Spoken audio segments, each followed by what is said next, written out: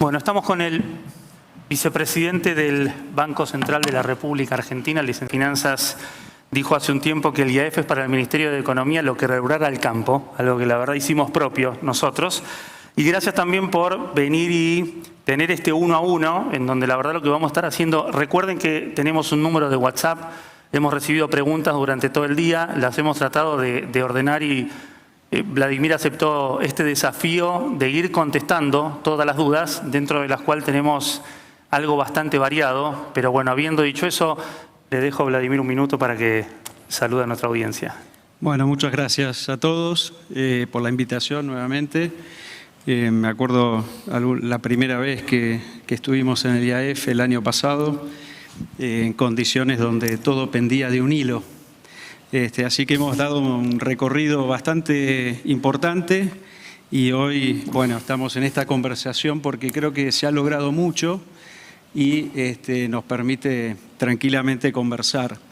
Creo que, bueno, primero gracias a Tucumán por recibirnos. Hace un año estábamos acá por pedido del presidente, por el Pacto de Mayo, y muchos funcionarios, el gabinete, gobernadores, y bueno, nos recibieron con frío. Era un frío polar y bueno, en medio de la noche además, estaba la luna tucumana ahí. Y hoy había un solcito tucumano muy cálido, vine caminando por acá y desde el hotel y la verdad, bueno, una tranquilidad. Salir de Buenos Aires un poco, creo que en este espacio a nosotros que trabajamos en el centro financiero nos permite también a través del IAF ir conociendo empresarios, representantes de distintas provincias. Hemos estado en Mendoza. Así que bueno, un gusto nuevamente estar acá con ustedes. Gracias y gracias por venir. Recién usted lo mencionaba, no solo cuando las cosas seguramente vimos durante el día de hoy están bien, sino cuando al principio nadie sabía cómo iban a estar y creo que había un riesgo muy grande, ¿no? Sobre todo de qué es lo que iba a pasar. Quiero empezar con una que es cómo está funcionando el esquema de bandas que se anunció hace un par de meses. El Banco Central junto con el Ministerio de Economía anunció un esquema en donde entre 1.000 y 1.400 iba a haber libertad de tipo de cambio. Y adicionalmente a eso también preguntar cómo está el nivel de reservas y cuál es la estrategia de cómo se van a acumular reservas, ¿no? Yo tengo en mi cabeza que mientras esté entre 1.000 y 1.400 el Banco Central no interviene, sin embargo necesita sumar algunas reservas. La verdad que parece quirúrgico porque se planchó entre 1.180 o 1.190, está ahí el tipo de cambio. Con lo cual, ¿cómo está funcionando? Si es lo que esperaban y atrás de eso, ¿cuál es la estrategia para ir acumulando reservas? Que entiendo es algo que busca el Banco Central. Bueno, perfecto. Bueno, son buenas preguntas. Creo que la primera me permite hablar un poquito de la etapa 3. Lo que mencionás de las bandas es la culminación de un programa de estabilización que empezó con la etapa 1, con la consolidación fiscal, la etapa 2, reduciendo el cuasi fiscal del Banco Central, los pasivos, lo que fue la transferencia, la creación de las LEFI en ese momento y la transferencia y la creación de un mercado de LECAPs. Y en ese proceso nos faltaba, teníamos la pata fiscal, la pata monetaria, y nos faltaba la pata cambiaria. Nosotros nunca nos enamoramos del cepo, nunca teníamos una ideología a favor de un tipo de cambio fijo, un crawling peg, sino simplemente teníamos que trabajar con lo que Argentina nos había dejado, con lo que la gestión nos había dejado. Y en eso teníamos varios objetivos. Uno era hacer una transición por primera vez en la historia argentina donde no se rompían contratos, es decir, sin tomar atajos, sin hacer un default, sin especificarle a los depositantes, sin meterle un plan Bonex a los depositantes, sin reestructurar la deuda. Bueno, todas las maneras que se han roto contratos en este contexto, la idea de todo el programa económico, etapa 1, 2 y 3, es con cada desafío, sea cambiario, sea fiscal o monetario, respetar los derechos de propiedad, que de hecho es el punto número 1 del Pacto de Mayo que plantea el presidente Javier Milei. Y para hacerlo no era fácil, aún los planes de estabilización que más créditos se han llevado, más tiempo han durado y más dividendos han dado en baja de inflación, crecimiento, como por ahí puede ser el plan de convertibilidad, arrancó rompiendo contratos. Y en esta ocasión creo que para nosotros fue muy importante. Y en la etapa 3, la verdad que la sensación es que vamos muy bien. Y vamos muy bien por 3 razones. Una, por la realidad que uno observa, ¿no? O sea, el mercado cambiario se soltó y el tipo de cambio tuvo una volatilidad, pero se mantuvo cerca del centro de la banda, quizás con un sesgo un poco hacia abajo. Las tasas de interés subieron en anticipación de algún cambio de régimen, pero con el correr de las semanas fueron acomodándose y volvieron a bajar. La tasa de inflación, que había estado en alrededor de un poco más cercano al 4%, bajó en abril, bajó en mayo, ahora estamos en 1,5%. Es decir, para mí es un hito, estamos flotando el tipo de cambio en un país dolarizado, altamente dolarizado. Y el resultado de un pass-through inflacionario realmente mínimo es un éxito total. O sea, si uno pensaba, los titulares del momento que se anunció el cambio de régimen era que la inflación iba a irse a 4 a 5% en estos meses. Eso no sucedió. Otra preocupación era que el dólar se vaya al techo de la banda y que volvamos a tener que vender reservas, como bien vos decís, en el techo se vende, en el piso se compra. Y que entonces nos gastáramos los fondos que había dado el Fondo Monetario para respaldar esta etapa del programa. Bueno, eso tampoco sucedió. O sea, el apocalipsis cambiario no sucedió, el temido pass-through no sucedió, y eso no fue casualidad, fue por diseño. Es decir, nosotros tuvimos 8 meses explicando nuestro programa al Fondo Monetario, buscando que ellos entiendan cuáles eran los condimentos que necesitamos para dar este último paso, y ellos lo terminaron entendiendo y pudimos tener las precondiciones. Y también fue muy bueno porque nos permitió cerrar, digamos, un marco macroeconómico. Nosotros teníamos consolidado un ancla fiscal, habíamos consolidado un ancla monetaria y nos faltaba la parte cambiaria. Nosotros cuando estábamos en el crawling peg era una transición. Muchos creían que estábamos aferrados a ese régimen cambiario. Y nosotros lo que hacíamos en cada etapa simplemente era resolver con las mejores herramientas el problema del momento. Fíjense, incertidumbre fiscal. Si bien lo que se estaba haciendo era positivo, era un ajuste necesario, había incertidumbre si se podía sostener. Era el reclamo de todos los analistas económicos. Bueno, se hizo esto, pero no es sostenible.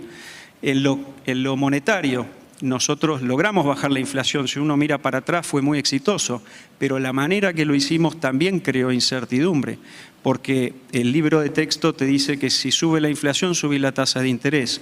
Bueno, nosotros teníamos convicción absoluta de que ese camino era errado y había que hacer exactamente lo opuesto. Pero bueno, quienes nos miraban desde afuera, quienes analizaban el programa económico, muchos no lo entendían. La mayoría de los analistas no lo entendieron. Entonces, habíamos generado, por buenas razones, incertidumbre en lo fiscal, incertidumbre en lo monetario, y utilizamos el ancla del deslizamiento cambiario para dar alguna certidumbre. Una vez que estaba instalada la certidumbre fiscal y la certidumbre monetaria, bueno, había espacio para pensar con un balance del Banco Central realmente capitalizado y preparado para poder ordenar un mercado cambiario, la posibilidad de flotar. Hacerlo antes hubiera sido un error, hubiera sido pecar de ansiedad, muchos lo proponían, hubiera licuado el sistema bancario, hubiera licuado los pesos, no hubiéramos tenido una recuperación del crédito, no hubiéramos tenido una remonetización con una balanza de pagos donde no teníamos mucha entrada de capitales por cuenta capital.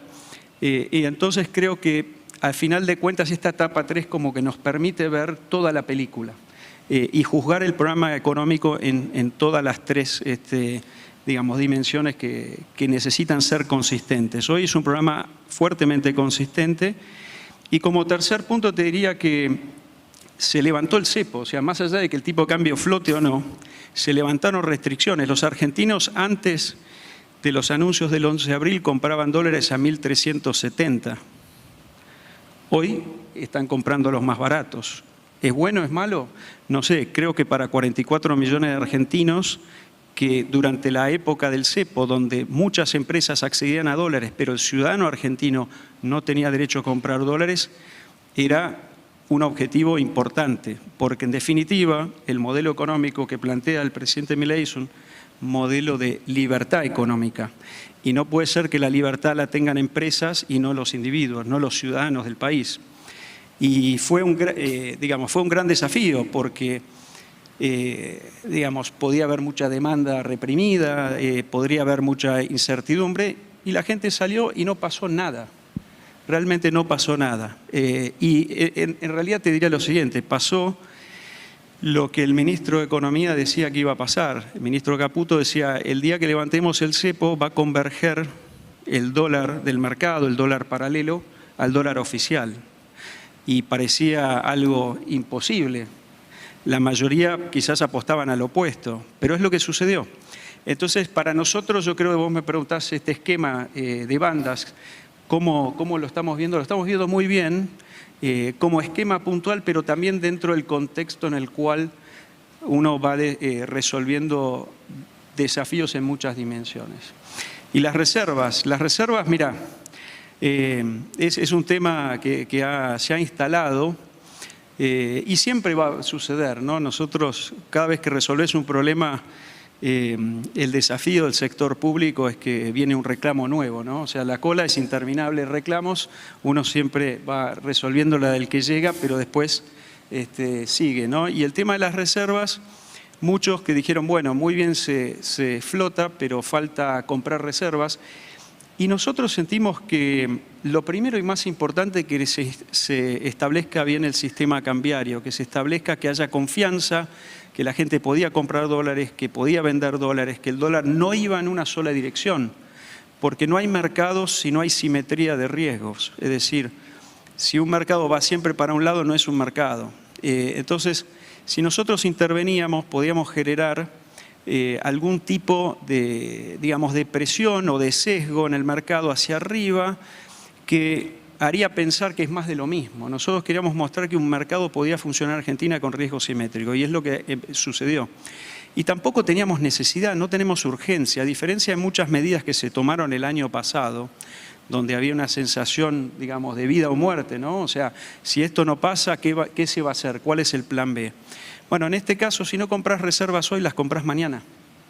El Fondo Monetario nos acaba de dar 12.000, nos promete 20. No nos faltan reservas más, nos sobran reservas. La pregunta es cuándo las comprás. Si salís a comprarlas rápido, si vos sos un gerente financiero y salís en la mañana al mercado y decís quiero comprar muchos dólares, ¿qué te va a pasar? El mercado se te va a correr. Entonces nosotros que tenemos que administrar en la función pública los recursos públicos, tenemos que también tener una estrategia profesional, una estrategia seria para comprar reservas a largo plazo. No se vendió también, de eso no se habla, porque la expectativa previa al levantamiento de cepo era cuántas reservas van a tener que vender para aguantar un tipo de cambio flotante. No se vendieron.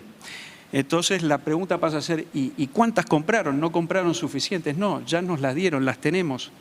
Entonces el mercado está calmo sin comprar reservas y el mercado está buscando su precio y las empresas argentinas están buscando poner precios en el mercado local en función de un nuevo régimen cambiario y es sano dejar pasar tiempo para que se vayan acomodando las expectativas. Entonces para nosotros, en vez de transmitir urgencia, que nuestra intención es transmitir tranquilidad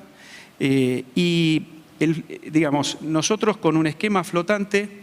A veces hay ajuste de precios, si los precios bajan, nosotros lo que tenemos acordado con el fondo es que podemos comprar en la banda, pero no estamos obligados. Nosotros nos obligamos a comprar en el piso y a vender en el techo la banda. Y luego es discreción. Los programas del fondo tradicionalmente tienen metas y buscan tener esas metas como una previsión, pero la realidad es que para nosotros cumplir la palabra de que vamos a intervenir en la meta abajo o arriba, en la banda, es más importante. Si nosotros hubiéramos el primer día salido a comprar dólares, ¿cuál hubiera sido la reacción del sector privado? Ah, la banda no es 1.400, la banda es 1.200, 1.400. Lo lograron al principio, en un proceso cuando empezó a haber repatriación de dólares, y empezaron a acumular reservas, o cuando hubo un boom de commodities, o cuando privatizaron, y entonces había un excedente, el Banco Central atajó esos dólares. no salió a comprar los dólares en el momento donde por ahí el mercado se le corría. Es decir, hay que ser inteligente en la manera de acumular reservas. Y entonces, nuestra estrategia es, ¿cuál es la necesidad de reservas? La necesidad es que el Tesoro pague su deuda, esencialmente, ¿no? O sea, si uno mira cuando se llegó a la gestión, uno de los riesgos altos era que no había dólares en el Banco Central y el Estado no iba a poder pagar su deuda externa. Se pagó la deuda del fondo, la deuda del Banco Mundial, del BID, se pagó la deuda de los bonistas, se pagó la deuda con Bolivia y Paraguay por todas las ventas de energía que no habían sido pagadas en su momento. Se pagó todos los pagadíos, como se dice, y por eso el año pasado quizás pasó desapercibido, pero con este modelo económico, con este modelo de estabilización que plantea Javier Milei, como respuesta, como defensa frente a un riesgo de hiperinflación, el Banco Central compró el año pasado cerca de dólares. Eso nunca pasó en Argentina. Lo que pasa es que acumuló 7. ¿Y la diferencia cuál fue? Honrar los compromisos, pagar la deuda. Entonces, si uno quiere acumular muchas reservas y tiene acceso al mercado, si nosotros hubiéramos tenido acceso al mercado el año pasado, no lo teníamos, porque el riesgo país arrancó en 2.700, ¿no? En la era Macri, cuando se intentó una estabilización, acuérdense que el acceso al mercado vino en el primer año, después de la resolución del tema de los fondos buitres, y el riesgo país era relativamente bajo. Nosotros arrancamos con 2.700. Entonces, en el transcurso de bajar ese riesgo país, todavía no accedíamos al mercado. Pero fíjense que la comparación entre el modelo actual con ese intento de estabilización es contundente en términos de reservas. Este es un modelo que genera equilibrio externo. Nosotros, al sector privado, el Banco Central le compró 25.000 millones. En el 2016-17, a la misma altura del año, el Banco Central al sector privado le había comprado 5.000 millones. ¿Cuál es la diferencia? ¿Por qué acumuló más si había comprado menos? Bueno, estábamos creciendo al 2,5% con un déficit de cuenta corriente de 4,5%. Y los dólares que entraban eran dólares que se transformaban en pesos como gasto interno por el déficit fiscal. El sector privado no estaba generando dólares en exceso. En esta ocasión tenemos una alta capacidad de generar dólares y en el momento que tengamos acceso al mercado vamos a también tener una capacidad mayor de acumular los dólares que generamos. Y quizás el tema a tener en cuenta es que esta obsesión con cuántas reservas es como, digamos, cuánto tenés en caja, ¿no? Y si vos tenés acceso al mercado no necesitas tener tanto en caja también. Nosotros lo que pasa, venimos condicionados del miedo al default, del miedo a que no alcanza, los importadores se matan entre ellos para que le den $1, cuando pidieron 10 le dan 2.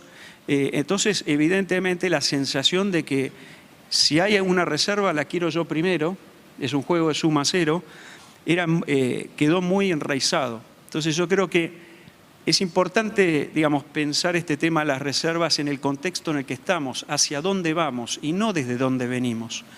Vamos a una economía que crece con un desequilibrio externo mínimo, que crece fuerte con ese desequilibrio mínimo y que está financiado en mayor parte por inversión y colocaciones, financiamiento del sector privado que está encontrando oportunidades para crecer.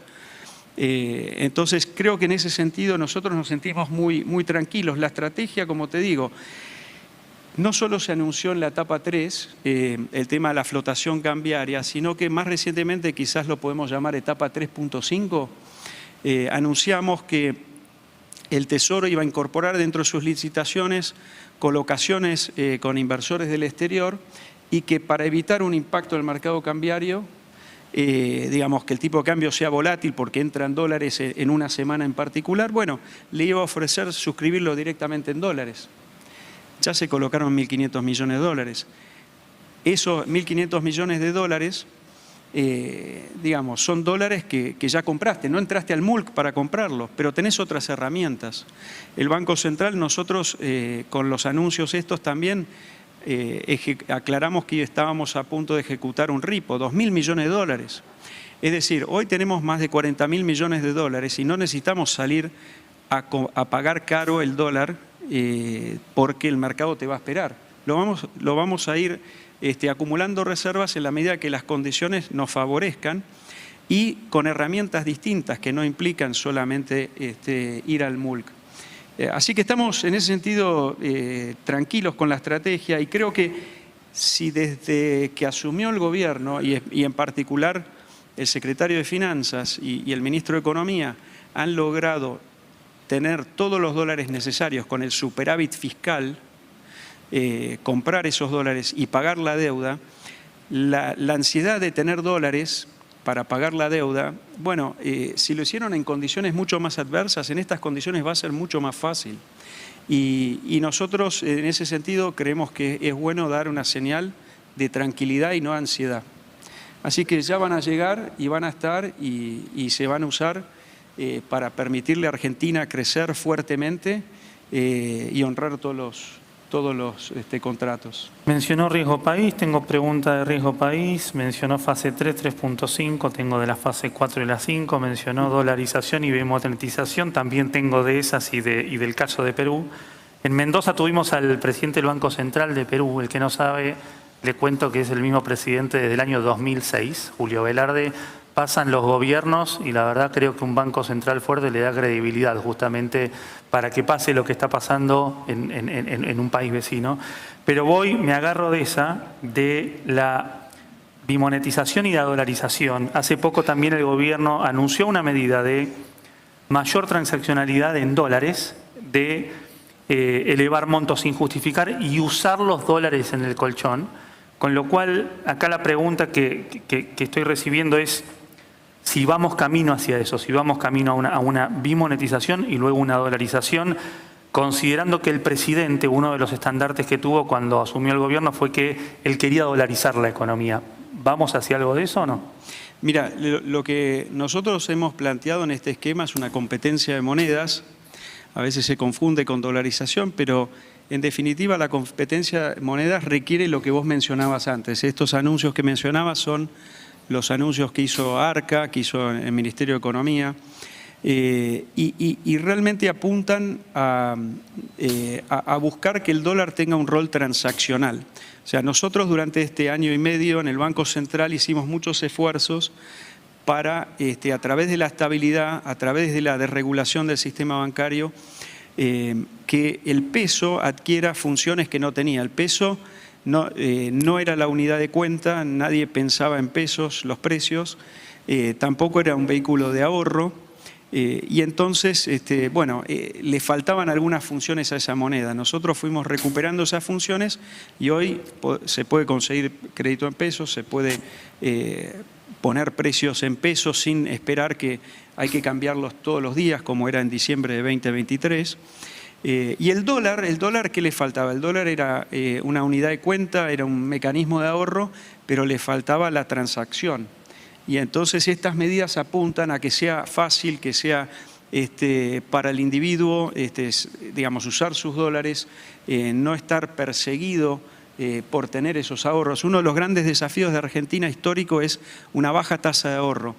Y a eso se le agrega que por todas las expropiaciones a los depositantes, a los ahorristas, en el pasado, por políticas fiscales laxas, y recurrir al depositante para seguir financiando un Estado que crece desmedidamente, bueno, finalmente como protección el ahorrista se ha escapado del sistema. Si el sistema va a crecer, va a intermediar ahorro interno, hay que darle la posibilidad a volver al sistema en la moneda que quiera el individuo. Ahora, esto no es la convertibilidad en el sentido que muchos recuerdan, porque nosotros estamos con un tipo de cambio flotante, estamos con tasas de interés flotantes, es decir, los precios lo determina el mercado y según esos precios los argentinos van a elegir un portafolio. Si te pagan más en tasa en pesos, quizás el que trajo los dólares al sistema y los tuvo 6 meses no pasó nada, no se los expropiaron como era costumbre y bueno, dice por ahí me conviene, veo que el peso ahora tiene valor y coloca en pesos. Entonces puede elegir una cartera de 30% pesos, 70 dólares, 30 o 100. En ese caso lo está decidiendo los ciudadanos, las empresas, no lo está decidiendo el gobierno. Los gobiernos que tuvimos más recientemente querían forzar la especificación. Y la convertibilidad, por su naturaleza, casi que forzó una dolarización. Yo creo que el modelo que plantea el ministro de Economía, el presidente, todo el equipo económico, es un modelo superador. Es un modelo donde los argentinos elegirán si quieren tener dólares y pesos. Y el desafío de la política pública es que esos pesos o dólares estén adentro del sistema, no en el colchón. ¿Para qué? Para que quienes tienen que invertir puedan tener un pool de ahorro doméstico que no esté sujeto a los vaivenes internacionales, que no dependa de si Argentina está de moda o no, sino un pool de ahorros que sirvan a la inversión. Y eso es un proceso largo, es de muchos años, pero un poco la idea de estos anuncios iba en ese sentido. Otra de las que tomo acá y viene con esta fase 4 o 5, pero no una fase tan de política, sino una fase de recuperación económica. Hoy tuvimos al viceministro Daza, donde él hablaba de que en algún momento la inflación va a llegar a niveles mínimos. Cuando hablaba de niveles mínimos, es niveles de cualquier otros países que tienen entre 3 y 6% anual. Y decía que atrás de eso lo que también hace falta son algunas reformas importantes. Hablaba de reformas tributarias, hablaba de reformas en leyes laborales, con lo cual, ¿cómo sería esa fase 4? ¿Qué hace falta para esa fase 4 y esa fase 5? Y cuando usted ve que la inflación no va a ser un problema, parece que ya lo deja de ser en Argentina, cuando uno la compara todavía con otros países, falta que siga bajando. Entonces, ¿en qué momento esa inflación va a llegar a los niveles mínimos? Y si usted comparte o no, y cuáles deberían ser las reformas estructurales que tiene este país que llevar adelante. Bueno, es una muy buena pregunta. Yo creo que esas reformas ya empezaron con la ley bases, empezaron con el RIGI, empezaron con la apertura del comercio internacional, empezaron con la baja de impuestos. El ministro Caputo es el primer ministro de Economía que dice que por la emergencia económica necesita subir un impuesto, pero al año lo va a bajar. Y lo hizo. Eso es una reforma estructural. Nunca pasó en Argentina. No es el ciclo, no es circunstancia, no es estacional. Es estructural, es un quiebre. Entonces, la política fiscal, la política comercial, la política de inversiones, está cambiando, ya está cambiando. Obviamente a distintos sectores les llega más temprano o más tarde y hay también un desafío que es no se le puede pedir todo al gobierno federal, es decir, entre los desafíos que hay para el sector privado, aprovechar y generar crecimiento, generar riqueza, generar empleo, digamos, las reglas y las reformas que requieren hacerse, algunas son en jurisdicción federal y en otras jurisdicción provincial. Entonces, ahí yo creo que hay un gran desafío en la medida que el presidente tiene una convicción para ir para adelante muy fuertemente en las reformas, pero requiere obviamente un complemento y un esfuerzo por parte de los gobernadores. Creo que la sociedad lo está pidiendo, la manera contundente que ganó el presidente y el apoyo que sigue teniendo a pesar de haber pasado por el proceso del ajuste duro del año pasado, es un mensaje muy claro. Cuán rápido los gobiernos provinciales lo avanzan o no es otro tema, pero creo que también es importante empezar a enfocar en cuáles son las responsabilidades de las provincias. Por ella, bajar o eliminar ingresos brutos a la intermediación financiera. Nosotros del Banco Central vemos un sistema bancario, digamos, la dificultad para el consumidor, el ahorrista o el que toma crédito de saber que le están cobrando ese impuesto. Fíjense que el equilibrio que ha llevado es que en las provincias, creo que acá en Tucumán es 9%, esa tasa duplica al siguiente sector económico. ¿Por qué? Porque está escondido y el usuario del sistema financiero no ve que está pagando 8% digamos, al Estado provincial cada vez que toma un crédito o cada vez que coloca un depósito. Entonces ese costo está metido en la ecuación y es parte de la reforma porque la reforma es tributaria, es previsional, es comercial. Y creo yo, si me permitís, creo que lo tenía anotado por acá porque, bueno, son como los 10 mandamientos. El Pacto de Mayo que el presidente Milei anunció acá en Tucumán el año pasado, hablaba primero de proteger la propiedad privada, es decir, proteger el trabajo de los argentinos frente al Estado.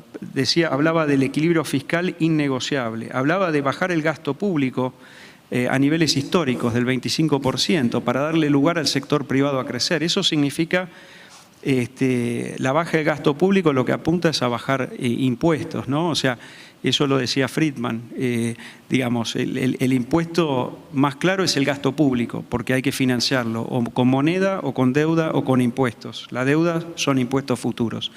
La inflación, la moneda, es un impuesto indirecto.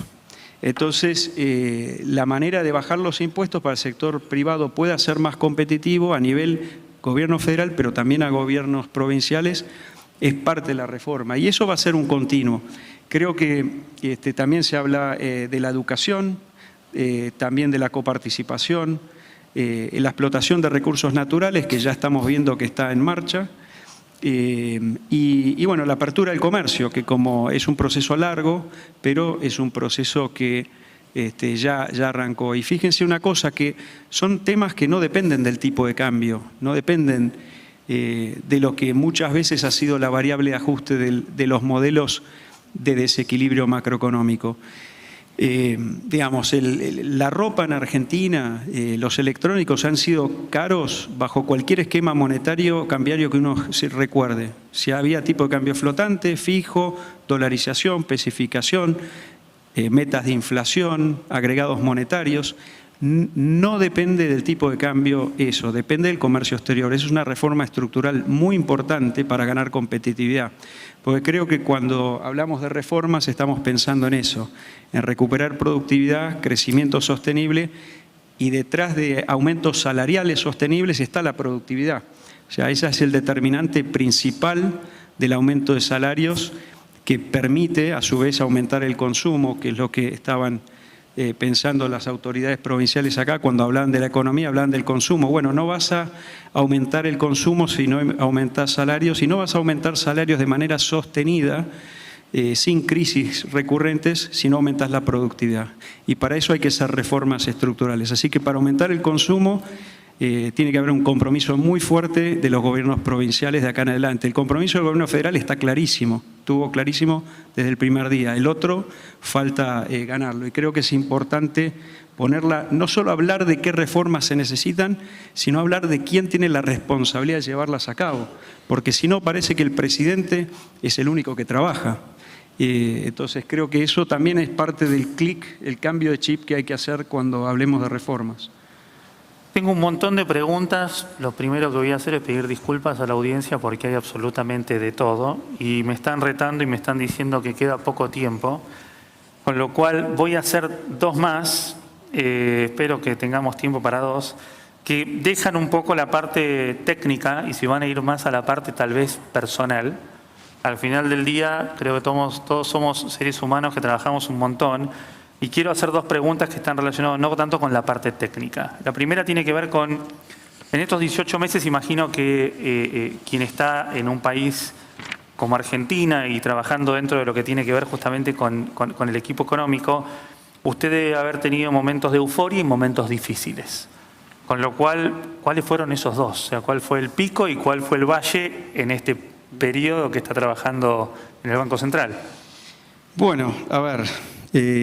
obviamente el levantamiento del cepo ha sido un desafío gigante, ¿no? Y que haya resultado sin disrupciones, que la economía pueda seguir creciendo, que la inflación pueda seguir bajando y que el dólar no domina nuestra realidad. O sea, es un factor más, pero podemos digamos, ir al club de fútbol, podemos ir a comer y no tenemos que estar todo el tiempo mirando a dónde está el dólar, ¿no? O sea, realmente no fue fácil, fueron muchos...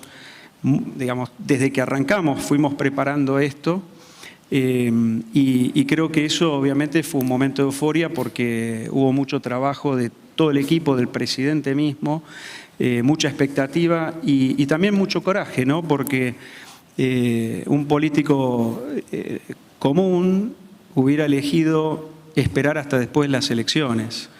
cuando el equipo económico le avisa a Milei que podemos lograr un acuerdo, que podemos flotar minimizando el riesgo, no poniendo en riesgo la estabilidad, se entusiasmó y nos dio luz verde. Y ese coraje que mostró también es algo que genera euforia, porque para uno que está trabajando todos los días en esto, creo que todos los que han estado antes en esta función pública, muchas veces tienen intención de hacer algo, pero la política lo frena. En este caso, creo que parte de la euforia es saber que este es un momento histórico que no es repetible, es decir, tener un presidente totalmente abocado a hacer lo correcto, no lo conveniente, y en eso para nosotros cada logro donde podemos a través del trabajo devolverle la promesa que le hicimos, sea el Ministerio de Economía en la consolidación fiscal, el Banco Central en bajar la inflación, etcétera. Bueno, para nosotros como equipo en general, y ustedes por ahí vieron alguna foto en los medios donde el presidente vino a festejar ese momento. Así que el trabajo en equipo también se festeja mucho en equipo, pero bueno, ese fue un punto fuerte. Después, también nosotros en el Banco Central notamos, y el presidente lo ha generado, un enorme entusiasmo en la juventud. Uno podría, lo que veía antes de esta gestión, era mucha gente, digamos, prácticamente desalmada, viendo a qué país se iba, y la juventud, digamos, no veía ese futuro y estaba preocupada. Y bueno, y lo que nosotros hicimos un esfuerzo en el Banco Central en particular para hacer unas jornadas monetarias y bancarias que normalmente se hacían todos los años. El año pasado, en el medio de la crisis, decidimos hacerlo, invertir tiempo. El staff del Banco Central trabajó muy duramente y trajimos a presidentes de la Reserva Federal, a presidentes del Comité del Banco Central de Europa, académicos de renombre. Realmente fue muy bueno, pero lo más emotivo, lo más euforia que uno sentía era la demanda. O sea, todos los asientos estaban llenos y muchos eran, digamos, profesionales financieros, pero muchísimos eran gente joven, gente que estaba estudiando, muchos volcados a entender la economía, a entender las finanzas, por qué siempre nosotros tenemos problemas económicos y financieros, y vinieron a escuchar de este foro del Banco Central, digamos, cuáles eran las expectativas para la economía y para el futuro de ellos. Así que poder hacer eso con los profesionales del Banco Central, poder generar una conferencia de ese nivel en el medio de una crisis macroeconómica y un proceso muy difícil de reconstrucción, yo no lo esperaba cuando arrancamos la gestión, pero hicimos el esfuerzo porque uno también ve parte de los momentos de euforia, es ver que la gente responde, que viene, que está interesada y que también está haciendo su esfuerzo. Y ahí en esa conferencia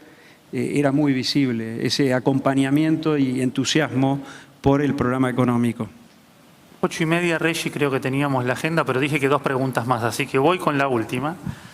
Quienes ocupan hoy la posición de Ministerio de Economía, Secretario de Finanzas, Presidencia del Banco Central y Vicepresidencia, creo que es el mismo equipo que estuvo hace 2 periodos de gobierno, no en las mismas posiciones, pero sí en posiciones de mucha relevancia desde el punto de vista de toma de decisiones.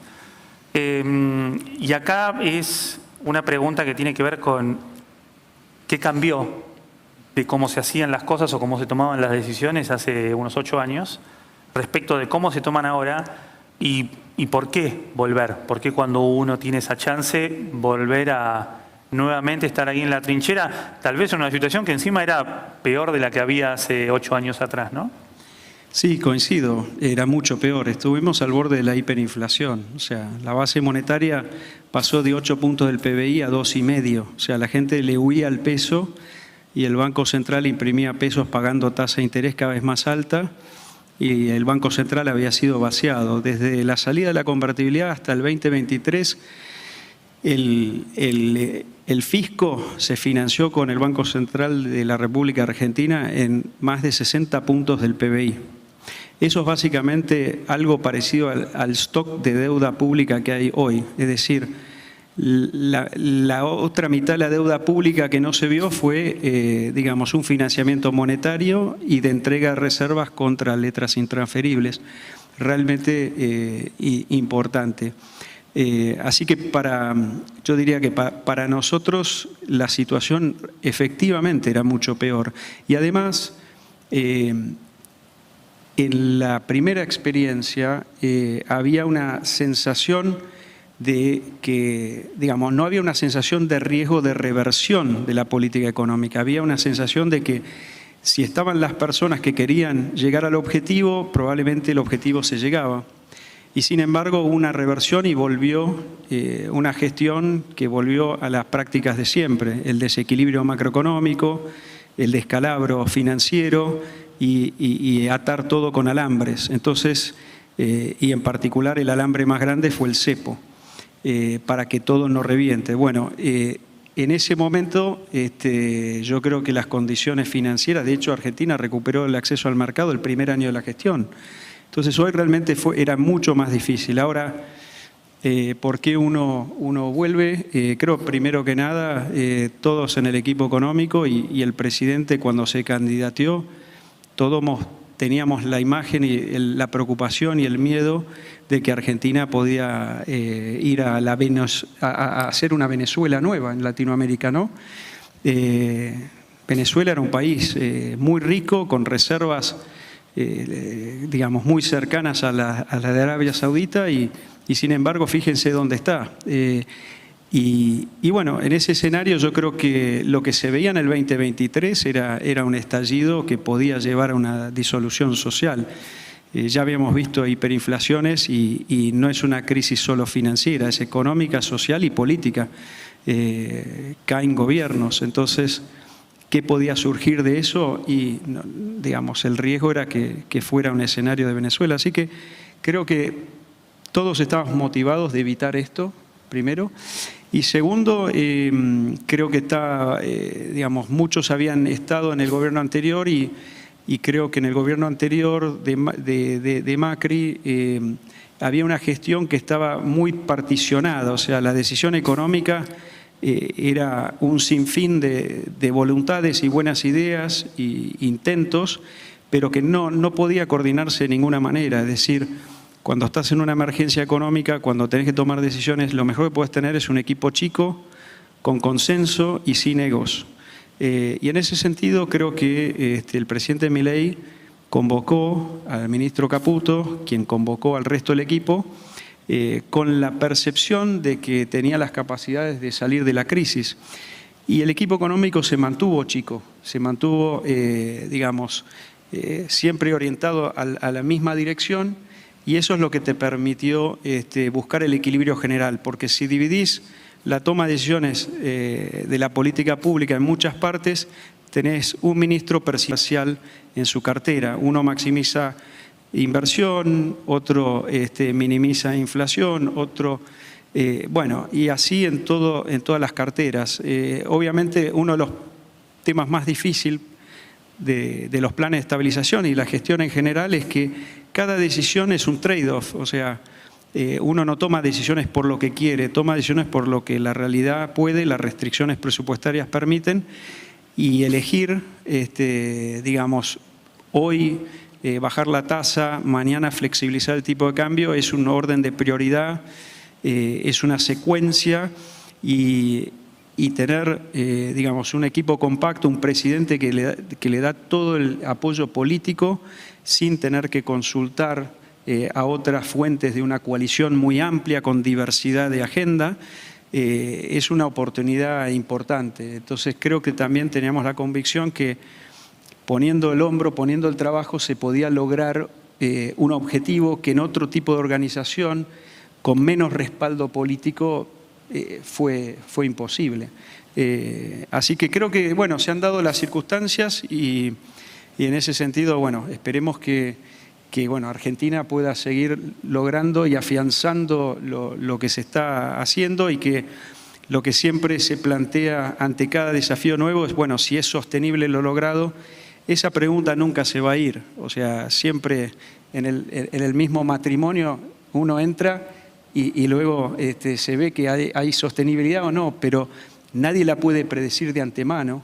Entonces, toda decisión en la vida tiene un riesgo de no ser sostenible. En esta ocasión, por suerte, y por diseño, diría yo, por suerte porque la sociedad argentina se dio cuenta de la gravedad y votó al presidente Milei, y por diseño porque las políticas son infinitamente más consistentes que lo que fueron en el último intento de estabilización y se ven los resultados inmediatos. Estamos haciendo los esfuerzos y obviamente creo que se mencionó acá en algún panel anterior, se habló de la microeconomía. En este año y medio nosotros, obviamente el foco está en la macro, pero una vez que se asienta este modelo macroeconómico y da sus dividendos, también es verdad que hay mucho esfuerzo por el lado microeconómico, la manera de ganar plata, de expandirla, de crecer, no es la misma que se daba en el régimen anterior. Cuando pasás de inflación alta a inflación baja, cuando pasás de represión financiera a libertad financiera, las ecuaciones cambian y es importante que el sector privado encuentre, digamos, la convicción para moverse rápido, porque hay sectores más o menos competitivos, pero también la competitividad no te la va a dar el Estado, como dijo John F. Kennedy. O sea, llega un momento que le pedís al país que te dé y en un momento tenés que dar. Ese dar es capitalizar las empresas. Es si el crédito está en pesos, está circunstancialmente caro, sacar los dólares del colchón, invertir. Porque sin inversión del sector privado y toma de riesgo del empresariado, todas las reformas macro no terminan teniendo todos los beneficios que pueden tener. Entonces ahí hay un gran desafío que es, a medida que el miedo al dólar, el miedo al tema fiscal, etcétera, va quedando atrás, cada sector tiene desafíos distintos y para nosotros, desde donde estamos, podemos acompañar y seguir dando seguridad que el camino es este, pero también hay una decisión que va a ser partícipe del resultado, que es la de la microeconomía. Eso va a ser muy importante y bueno, nosotros seguiremos haciendo lo nuestro, pero esa parte la harán los que están aquí en la audiencia. Muchas gracias por venir a hacer el cierre de este evento. En el panel anterior hablaban de eso, de la microeconomía, de la incertidumbre. Usted recién nos decía que hasta ahora hicimos un montón de cosas. Esperemos que dentro de un año vuelva a decirnos cómo nos fue de acá al año que viene y si tenemos justamente esos resultados. Estamos justamente dando fin a el segundo encuentro de economía y finanzas del NOA. Quiero llamar antes de eso a comité organizador que suban por favor y me acompañen en el escenario y que vamos a hacer todos una foto con Vladimir y luego de eso dar formalmente cierre. Y les pido un aplauso a todo este comité. Gracias que estuvieron empujando esto desde hace un año. Adelante las sillas, vamos acá. ¿Ahí?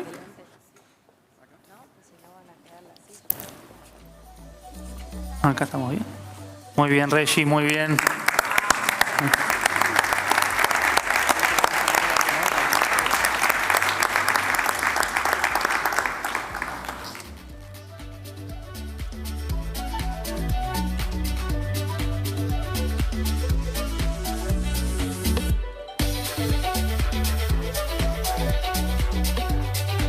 Bueno, con esto damos terminado el evento. Muchísimas gracias a todos por su participación. Gracias, Gladys. Gracias.